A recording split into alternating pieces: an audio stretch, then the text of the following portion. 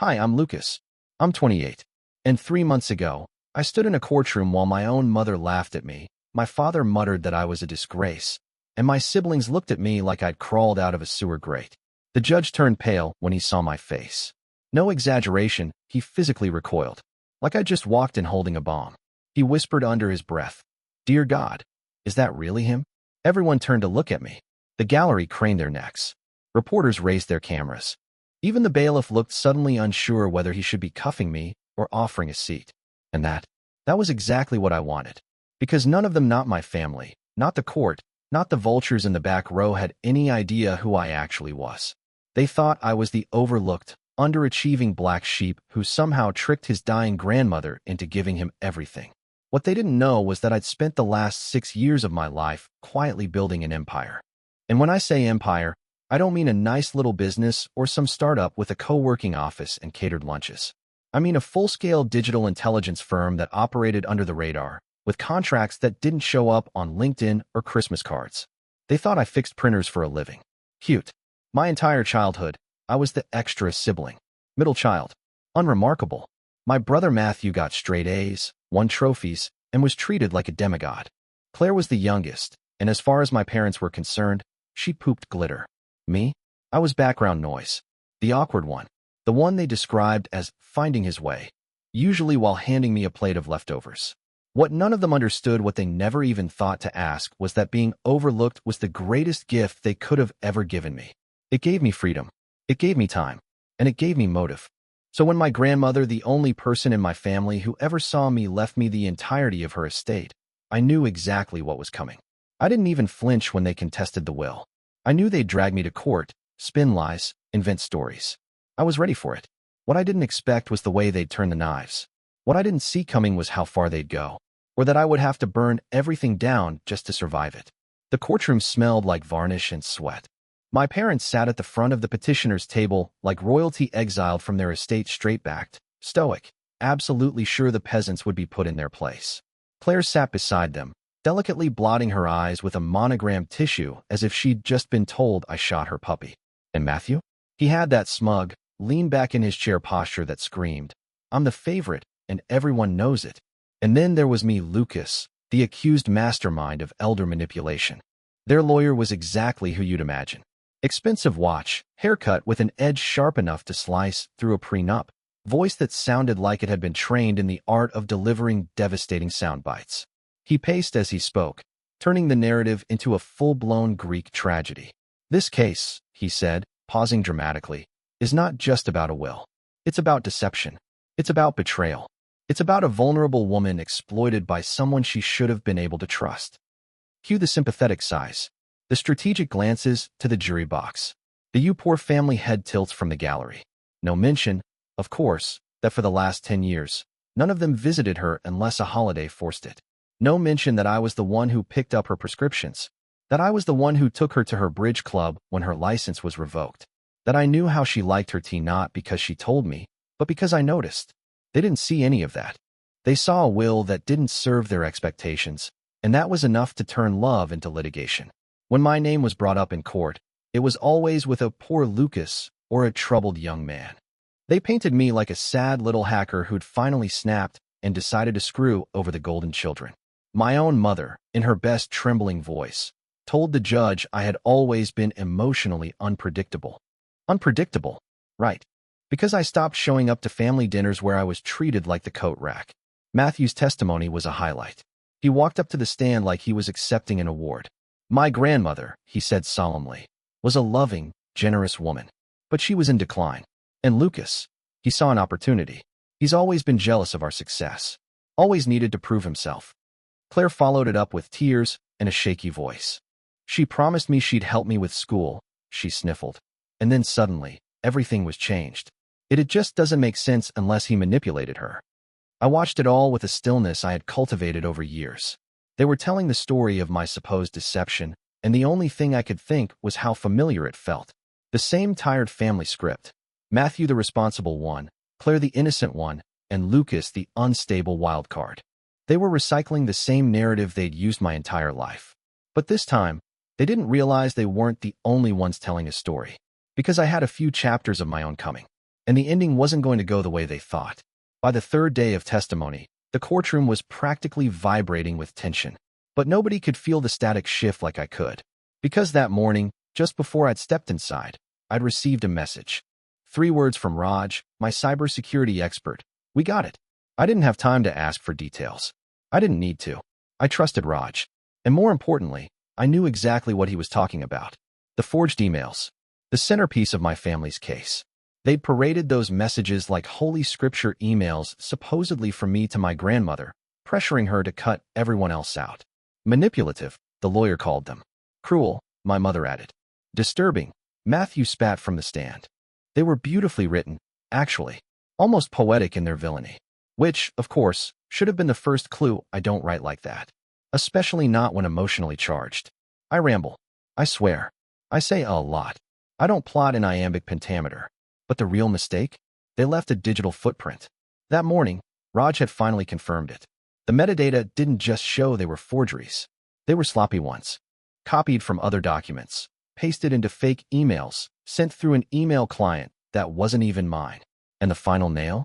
They traced back to a device registered under Matthew's name. My brother. The golden child. The puppet master behind the whole thing. When I walked into that courtroom, I was calmer than I'd been in weeks. My lawyer had a folder tucked under his arm like it was just another document. He hadn't told opposing counsel. We wanted them off guard. We wanted them completely unprepared for what was about to happen. The judge called for my testimony. I walked to the stand, took the oath, and sat down with the kind of quiet stillness that only comes when you know the war is already over. The lawyer tried to rattle me, of course. Lucas, he said, smoothing his tie. Can you explain why your grandmother's will change so drastically just months before her passing? I didn't flinch.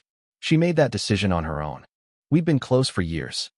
But prior to that change, she'd spoken to multiple family members about distributing things equally. What changed? I looked him dead in the eye. What changed is that she got tired of being taken advantage of. The gallery murmured. The judge raised a brow. He pushed harder. So you deny pressuring her? I do. And yet these emails. And that's when my lawyer stood. Your Honor, he said, voice calm but firm. Before we continue, we'd like to enter new evidence into the record. The folder was passed to the bench. And the moment the judge flipped it open, the shift was visible. His eyes narrowed. His jaw tightened. This, my lawyer explained, is a comprehensive forensic analysis of the emails submitted by the petitioners.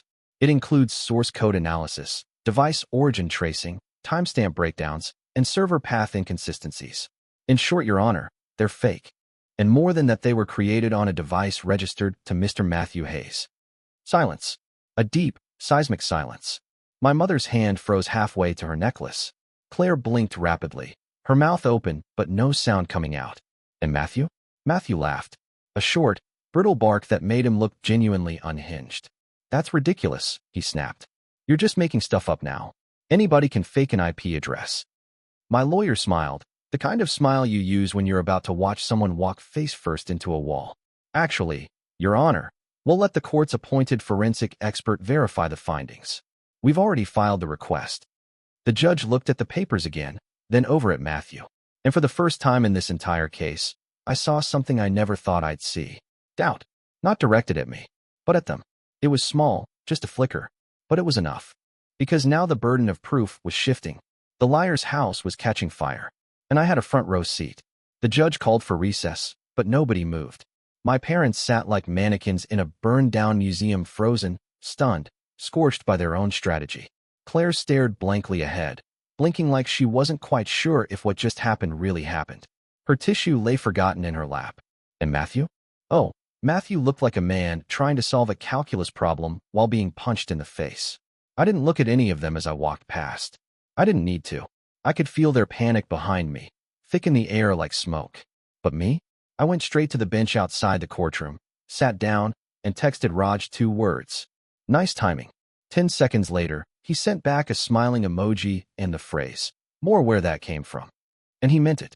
Because what my family didn't know was that the forensic report was just the tip of the iceberg. Raj hadn't just traced the forged emails.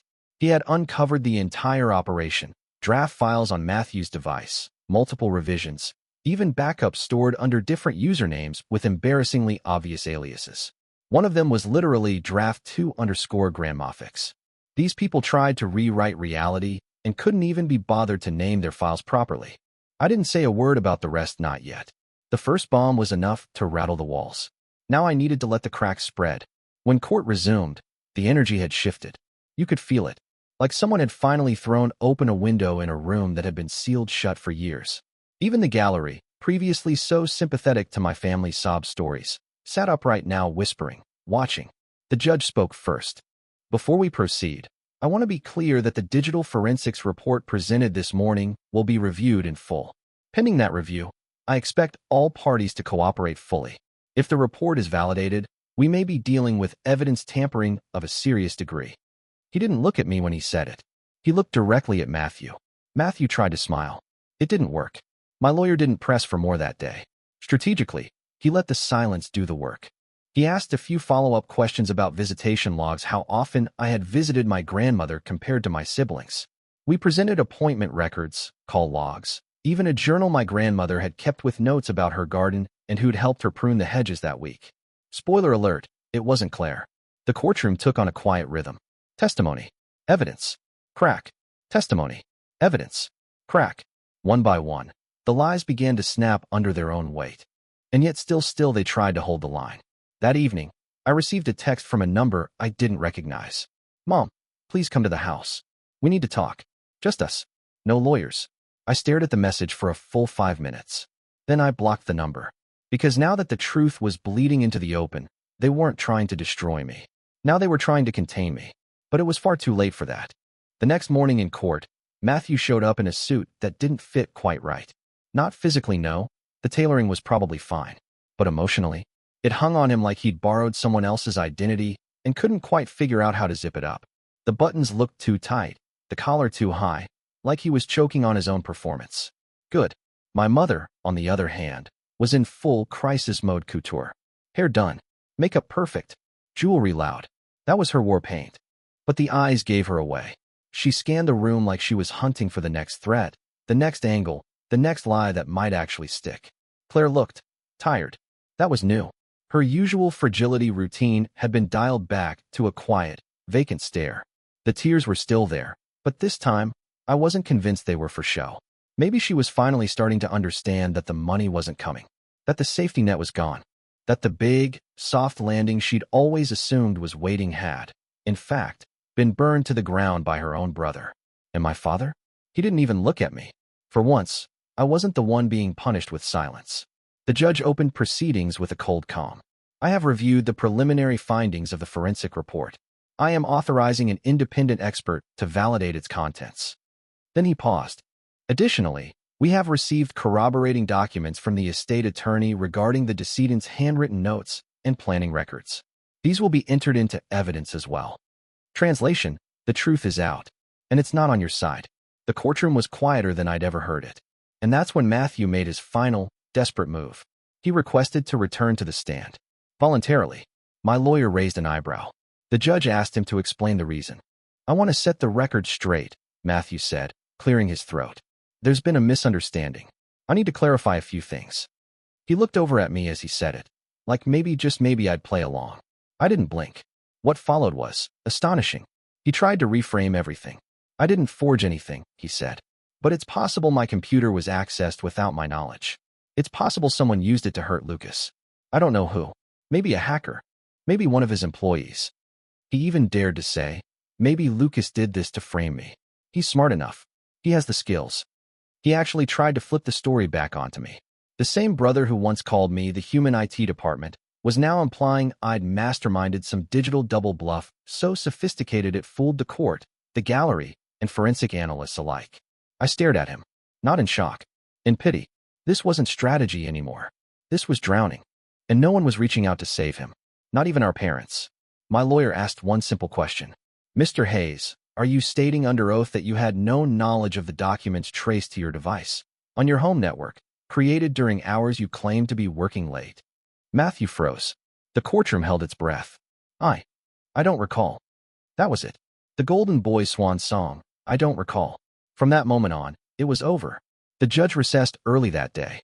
As I packed my briefcase, I heard someone behind me say, damn. I turned slightly. It was one of the reporters. He wasn't looking at me with pity. He was looking at me like someone who'd finally figured out which way the story was really going. The momentum had shifted completely. And now, for the first time since this all began, the world was finally seeing me. Not as the scapegoat, not as the mistake, but as the person who had just calmly, methodically, dismantled an empire built on lies. This is the final part. The day of the verdict, the courthouse felt different. Not just busy or buzzing. A hum of anticipation in the marble floors, the gallery seats, even the dusty windows that had seen 1,000 hearings before mine. Word had gotten out. Not just about the case, but the shift in it. Reporters leaned forward like they were front row at a live implosion. Strangers I didn't recognize gave me small, tight nods as I walked past. And my family? My family sat in the front row like a monarchy on the verge of collapse. My mother's face was drawn so tight with tension it looked like it might crack. She had traded her pearls for a smaller, quieter necklace. Her voice, once theatrically loud in the courtroom, was gone. Claire was pale, her hair pinned back like she was preparing for a funeral, probably her own. And my father? He looked every inch the man who had just realized he'd backed the wrong horse in the wrong race. And Matthew? Matthew hadn't spoken to anyone since his, I don't recall, performance. He sat stiffly, like a doll left out in the sun too long, his eyes fixed straight ahead, jaw clenched so hard I could see the muscles twitching from where I sat. The judge took his seat. No preamble, no fluff. This court has reviewed all submitted evidence, expert testimony, and exhibits, including the forensic analysis and the decedent's original handwritten notes. He paused, looking up. There is clear and convincing evidence that the contested emails were forged. Not only that, but the device of origin and surrounding digital artifacts strongly suggest knowledge and intent on the part of the petitioners. He said it cleanly. The petitioners. Not my family. Not Mr. and Mrs. Hayes. Just petitioners. Stripped of names. Stripped of status. Stripped of power. The decedents will stand, the judge continued. The estate will remain in the care of Mr. Lucas Hayes, as was her documented and independent intent. Furthermore, this court is referring evidence of forgery and perjury to the district attorney for potential criminal proceedings. The gavel struck, and for a moment, there was silence. Real silence. No whispers. No movement. Just the weight of justice landing like thunder. Then, slowly it broke. The gallery murmured. A journalist sprinted out of the room, probably halfway through their headline. Behind me, I could hear gasps. And in front of me, my family broke. Claire burst into sobs, not the dainty ones, but the full-bodied, shoulder-shaking kind of grief that doesn't care who's watching. My mother stared at the bench like she'd just seen a ghost. Her lips moved, but no sound came. My father leaned forward, elbows on knees, staring down at the floor like he expected it to swallow him whole. And Matthew? He didn't move. Not at first. But then, as I stood to leave, he looked at me.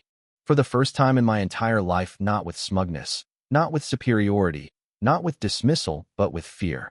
And that, somehow, made me sadder than anything else. Because even now, he didn't understand. They all didn't understand. This wasn't revenge. This was release. I walked out of that courtroom into the morning sun, and it felt different on my skin. Not warmer, not brighter, lighter. Like I'd been carrying a weight so long I'd forgotten it was there until it was gone. Reporters swarmed. Cameras flashed. Questions flew. Lucas, how does it feel to win? Lucas, will you be pressing charges? Lucas, what do you want to say to your family? I said nothing. Just walked forward, one step at a time, until the crowd blurred behind me and the noise became background. Later that week, I visited my grandmother's garden, the one I'd promised to preserve, the one she used to sit in with her tea and tell me stories about resilience and quiet strength. I poured myself a cup of Earl Grey and sat on the bench where we used to sit. There was no victory speech, no gloating, just a soft breeze, and her voice, somewhere in the back of my mind, saying again what she'd written all those years ago. One day, they'll see who you really are. They did. And now, finally, so did I. The mistake, the spare, the invisible one? Not anymore. Now I was something else. Free.